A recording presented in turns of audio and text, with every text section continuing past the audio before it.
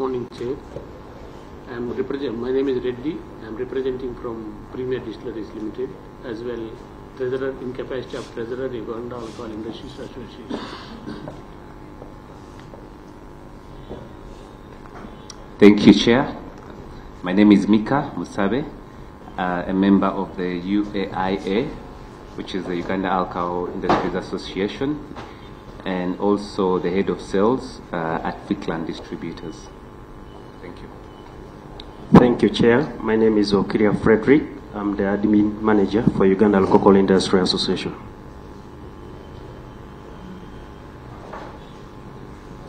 Thank you, Chair. My name is Senior George Pambason, Deputy Secretary General of LEBRA. It's an association of bar owners and restaurant operators in Uganda. And thank you, Chair. My name is Claire Asimoy. I'm also a member of the Uganda Alcohol Industry Association, also from Nile Breweries Limited. Good morning, everyone. My name is Msingu Senwe Magara. I am farmer leader representing farmers from Chigezi who are participating in the brewing of raw materials for the breweries. Thank you, Chair. My name is Odongo Solomon Moses, a farmer from Teso, growing white sorghum. Thank you. Thank you, Chair. My name is Patrick Pillay. I work for Kakira Sugar Limited in the Kakira Distillery section. Thank you. Hi. My name is Catherine Lamwaka, the Deputy Chairperson, Committee of Trade, Tourism and Industry, chairing this meeting. My co-chair is the Deputy Chair, Committee of Health. I recognize the presence of the Chair, Committee of Trade, Tourism and Industry in our sitting. I take this opportunity to warmly welcome you to this morning meeting, and I'm sure that you receive an invitation from us inviting you to come and give your opinion on the bill that we are processing, that is the Alcohol Drinks Control Bill 2023. This bill was read for the first time on the 14th of November 2023 and referred by the Speaker according to Rule 129, Sub-Rule 1 of our Rules of Procedure of Parliament, and referred to the Committee of Health and Committee of Trade, Tourism and Industry to consider the bill. And we have reached the stage of consultation of stakeholders who matters, and so you've been invited here to submit your opinion to the committee in consideration of this bill. So without taking a lot of time, I would like to give time to your leader, Uganda Alcohol Industries Association, to make your presentation to this committee. Then we'll proceed to have a presentation from legit bar entertainment and restaurant owners after that. Then probably members will give their comments, questions, and concerns accordingly. Before you proceed to take on the podium, let me give time for the member who has just arrived to introduce himself. Thank you, Honorable Chair. I'm Vyakatonda Abdu. I represent workers and I'm a member of the Committee on Trade. Thank you for coming. Please. As I invite you, I want to state to you clearly that this bill is a private member's bill, but the principle of the bill, the main object of the bill is to regulate the manufacture, importation, sale, consumption, and advertisement of alcohol drinks, to prohibit the sale of alcoholic drinks to persons below 18 years of age, to amend the Industrial Licensing Act, Cap 91, to repeal the Portable Spirits Act, Cap 97, and for related matters. So may I invite you to proceed with your presentation to this committee.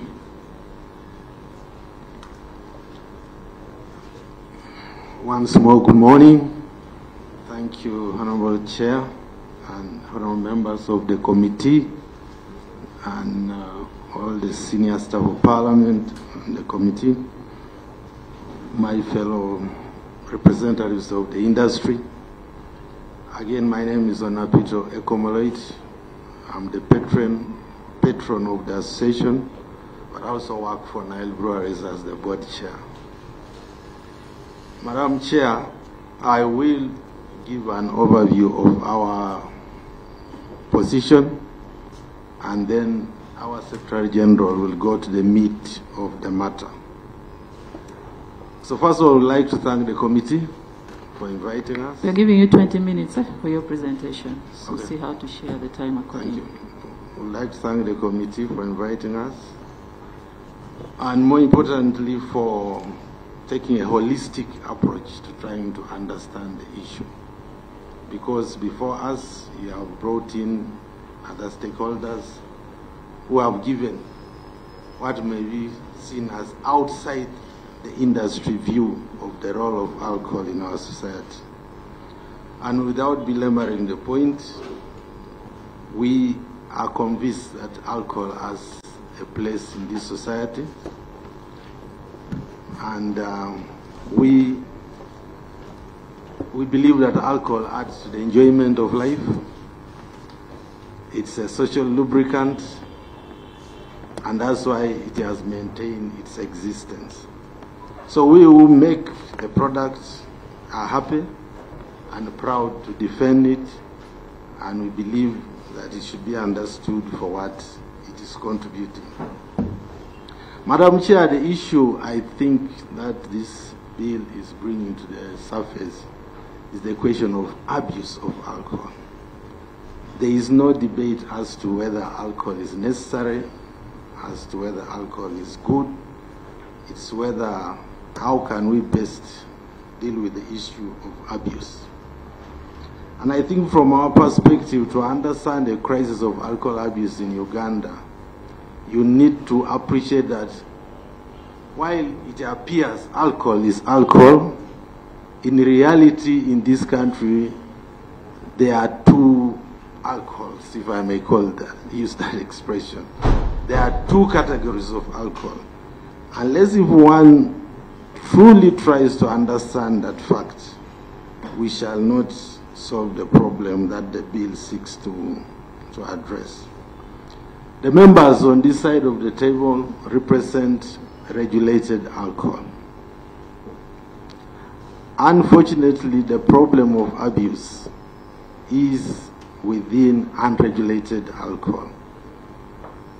So we are here to shine light on the fact that you should not, as the proverb says, pour water, the bath water with the baby. We are here representing the baby.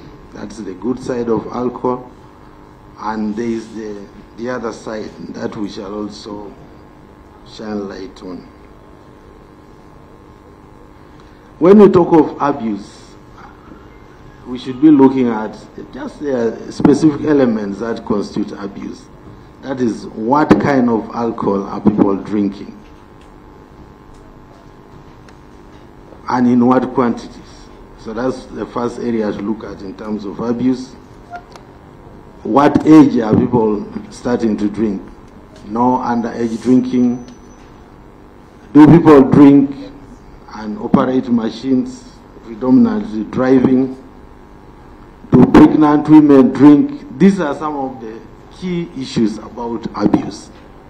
And if you make a law without looking at them specifically, you will always get it wrong. And then what are the triggers of abuse? Why are people abusing alcohol in this country? There are issues of unemployment, issues of poverty. These are issues of family dysfunctionality. They are all driving abuse. So in our views, we shall indicate that an omnibus law as being proposed may not necessarily address the issue of abuse. We specifically believe that we need a law that will go to the unregulated alcohol, which is generally called illicit alcohol. A law that will appreciate that, yes, you can close all the bars on the streets of Kampala, but you will not stop a majority of Ugandans from drinking, because the abuse is not taking place on those streets. It's not taking place in bars. But more importantly, we also believe that there is a threat of duplication of regulation of regulated alcohol, which we represent.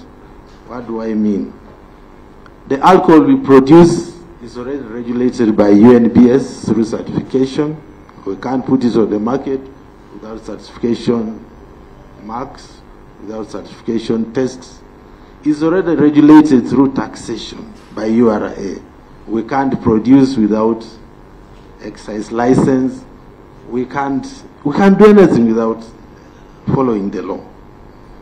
It's already regulated by local governments and city authorities, municipalities through trading licenses. So the alcohol we represent here, regulated alcohol, be it beer, be it spirits, is already regulated. We are saying let's look for a law that captures the unregulated alcohol. And this bill as proposed, we do not believe it does that. On the contrary, it will divert the attention to dealing with the people who are already following the law. And I just want to use one point before I give over to our Secretary General. There has been the proposal on regulating hours. So you say 10 p.m. all the bars on the streets of Kampala, Jinja, Mbarara, let them be closed. And we all clap that we are stopping alcohol, over drinking. But then the 65% of the alcohol that you have been told about over and we are going to repeat it, is not consumed in any bar where any policeman can find it. There is a mama who is having her clients in some kafunda, in some small house, and she's pouring it from a jerrycan, and they are topping up, they are playing music, enjoying themselves. It has no name.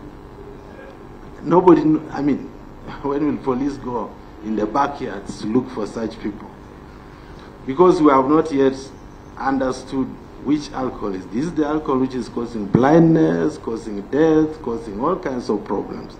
But we have sung to UNBS, we have sung to all the authorities that please, we see the problem there. It's disadvantaging our business. We contribute $1 trillion plus in taxes. These people are not paying taxes, and nothing has been done to get even with them. This law will divert the police to hunt for the innocent bar owners who are just already regulated and are doing the right thing. And it will not be going to get the real culprits. So we need to separate. Not have an omnibus regulation. Recognize that these producers are already regulated. There has been a long-running problem of regulating the informal producers. Can we put all our efforts there? Government, the alcohol industry, we are willing to support in all ways to make sure that we bring everyone on board to pay their taxes, to comply with the UNBS, and to do the right thing. Not sell to the underage, not sell to pregnant mothers, educate their consumers. We, on this side of the table, are religiously doing that. Why should we be banded together and in the process interfere with our businesses? So it will actually be interesting to have a wide consultation, including in your constituencies, on this issue. We think that has not yet happened. Where is the problem? Members of Parliament, you represent the citizens of this country. You speak for them. Does this bill speak for their views?